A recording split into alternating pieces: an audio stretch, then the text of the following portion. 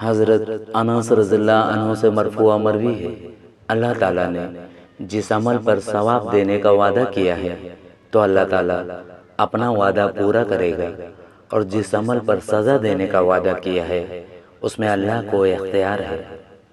حضرت انس بن مالک رضی اللہ عنہ سے مرفوع مروی ہے کہ اللہ تعالیٰ مومن پر اس کی کسی نیکی کے بارے میں ظلم نہیں کرے گا۔ ایک روایت میں ہے، دنیا میں اس کی نیکی کی وجہ سے اسے ثواب دیا جائے گا، اجر دیا جائے گا، اور آخرت میں بھی اس کی وجہ سے بدلہ دیا جائے گا، جبکہ کافر کو اللہ کے لیے کی جانے والی نیکیوں کی وجہ سے دنیا میں کھلایا جائے گا، لیکن آخرت میں اس کے لیے کچھ نہیں ہوگا۔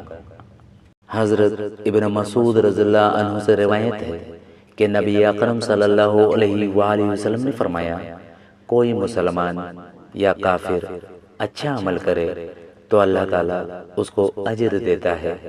حضرت ابن مسعود رضی اللہ عنہ کہتے ہیں، ہم نے عرض کی، یا رسول اللہ صلی اللہ علیہ وآلہ وسلم، کافر کو اللہ تعالیٰ کیسے ثواب عطا فرماتا ہے؟ آپ صلی اللہ علیہ وآلہ وسلم نے فرمایا، اگر اس نے صلح رحمی کی ہوگی، صدقہ کیا ہوگا، یا کوئی بھی نیک عمل کیا ہو، اللہ تعالیٰ اس کو مال، اولاد اور صحت وغیرہ عطا فرما دیتا ہے۔ ابن مسعود رضی اللہ عنہ کہتے ہیں، ہم نے پوچھا، کافر کے لیے آخرت کا اجر کیا ہے؟ آپ صلی اللہ علیہ وآلہ وسلم نے فرمایا، اس کو کم درجے کا عذاب دیا جائے گا۔